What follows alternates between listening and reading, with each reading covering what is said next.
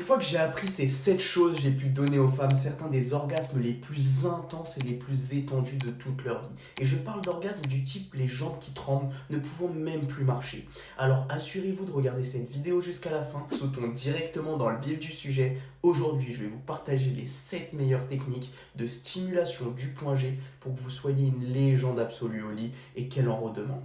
Mais avant de commencer, il est important de comprendre où se trouve le point G à l'intérieur du vagin d'une femme, afin de le trouver correctement pour le stimuler. Le point G est situé sur la paroi antérieure du vagin, qui si votre partenaire est allongé sur le dos est la paroi supérieure ou avant. Le point G est généralement situé à environ une ou deux phalanges, mais ça dépend selon les femmes. Il est un peu différent des tissus environnants et ressemble à une petite plaque spongieuse avec des petites crêtes.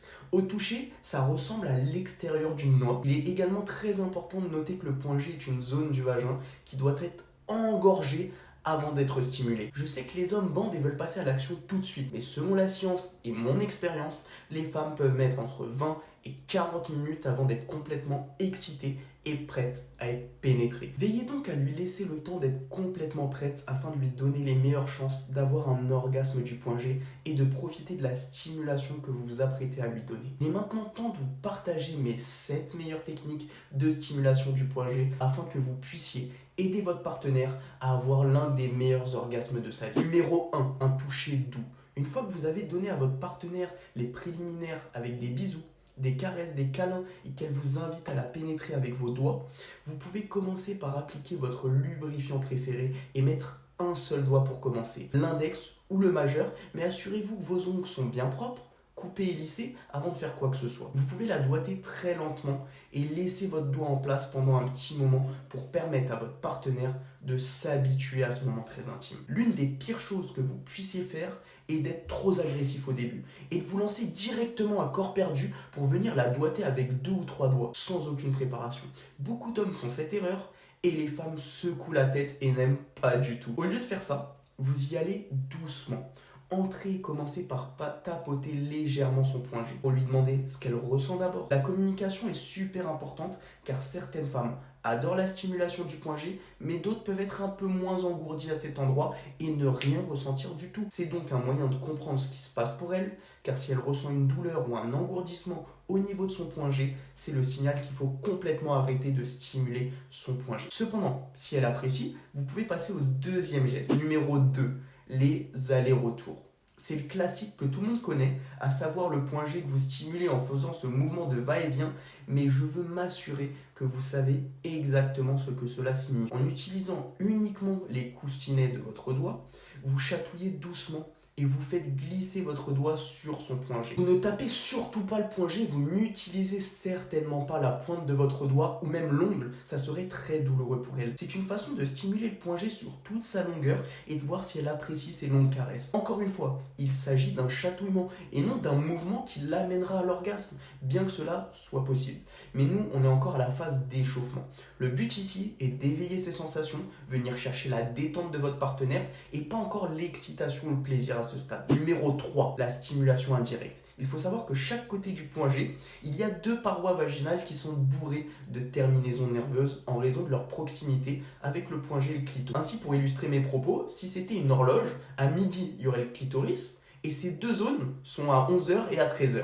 Commencez par chacun d'eux et explorez-les avec votre doigt et votre langue. De cette façon, vous n'êtes pas aussi concentré sur son point G, l'excitation de votre partenaire va se déplacer dans son vagin. Peut-être découvrirez-vous qu'elle aime vraiment l'un de ces points ou l'une de ces zones, car c'est clairement un endroit que beaucoup de femmes adorent.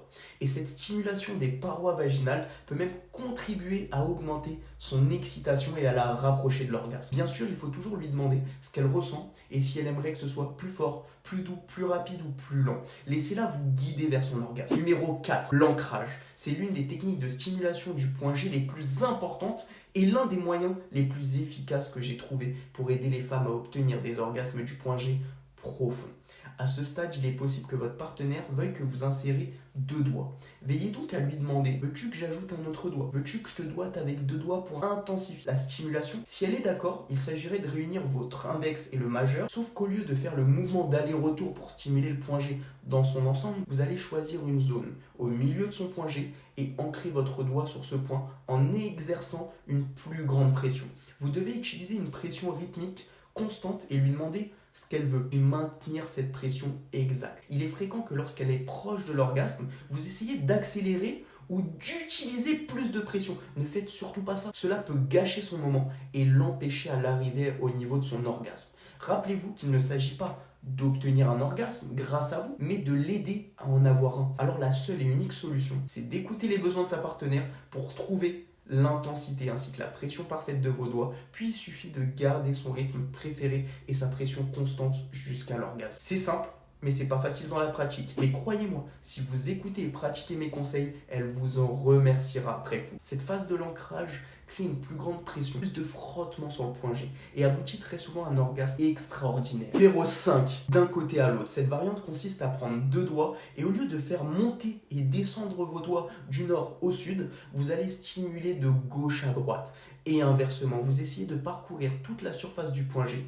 Comme nous l'avons fait avec le mouvement viens ici, avec les doigts en forme de crochet, sauf que là nous le ferons d'un côté à l'autre, de gauche à droite, où vous pouvez essayer de vous ancrer et d'aller d'un côté à l'autre avec un peu plus de pression. Et constatez que l'ancrage plus la stimulation de gauche à droite avec une pression correcte peuvent être extrêmement agréables pour les femmes.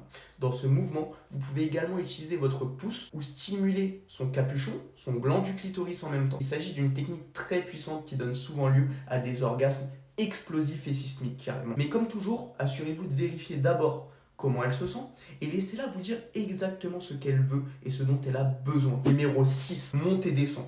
Selon mon expérience, c'est de loin la méthode la plus efficace pour donner à une femme un orgasme du point G par giclage. Oui, cette technique permet les émissions fontaine ou skirt. Il s'agit de prendre 1 ou 2 doigts et au lieu d'être hyper concentré sur le point G, comme lors de l'ancrage, vous allez retirer les doigts du point G et les déplacer vigoureusement de bas en haut en couvrant une plus grande surface, en descendant jusqu'au bas des parois vaginales, puis en remontant jusqu'au sommet du point G à chaque mouvement. Le mouvement de bas en haut, de monter et descendre, doit s'effectuer avec tout le bras, d'un seul même bloc. Vous ne pouvez pas utiliser vos doigts pour ce mouvement, sinon vous allez vite avoir des crampes au niveau de l'avant-bras et vous n'irez pas jusqu'à la faire squirter. En faisant ça, vous touchez le point G d'une manière différente et c'est souvent à ce moment-là que vous commencez à entendre ce petit bruit, ce son flac, flac, flac, flac, flac, comme si elle commençait à se remplir d'eau. Et si vous stimulez la même zone avec le même mouvement qui donne ce son, il est fort possible qu'elle ait une éjaculation fontaine. Mais avant d'utiliser cette technique, assurez-vous que c'est quelque chose que vous voulez expérimenter, que votre partenaire veut et que vous êtes prêt à le faire, notamment en mettant une serviette sur le lit car ça peut devenir très vite salissant. Si la rampe fontaine n'est pas votre objectif, vous pouvez faire ce mouvement avec les doigts pour être plus précis et plus délicat. Mais bon, de base, le mouvement, c'est ça. Au niveau de tout l'avant-bras, c'est tout l'avant-bras qui bouge et pas les doigts. Enfin, la 7e technique est de loin la plus efficace pour aider une femme à atteindre l'orgasme du point G. Numéro 7, la double stimulation simultanée. Ici, vous allez stimuler le point G avec la méthode préférée de votre partenaire, avec le rythme, la pression qu'elle préfère, puis simultanément, vous allez lui lécher son gland du clitoris avec votre langue. Orgasme assuré et surtout amplifié, car le clitoris amplifie le point G et inversement. Ces deux stimulations se mélangent en un seul orgasme intense et explosif. Vous pouvez aussi utiliser votre pouce de la même main ou de votre seconde main à la place de la langue si madame n'aime pas le cuni. Cette dernière technique peut littéralement envoyer votre partenaire sur la lune et lui faire trembler ses jambes pendant 25 minutes après l'orgasme. L'anecdote, mon ex, après certaines de ces stimulations, ne pouvait même plus du tout marcher et je devais la porter pour l'emmener pisser. Croyez-moi les gars, c'est un truc à essayer. Lorsque vous aidez votre partenaire à recevoir un orgasme du point G, il est très important aussi d'être présent après l'orgasme. Soyez là pour elle si elle a besoin. Vous pouvez discuter, lui tenir la main, lui faire des câlins. Certaines femmes, pendant et après l'orgasme, vont être euphoriques, puis d'autres vont se mettre à pleurer.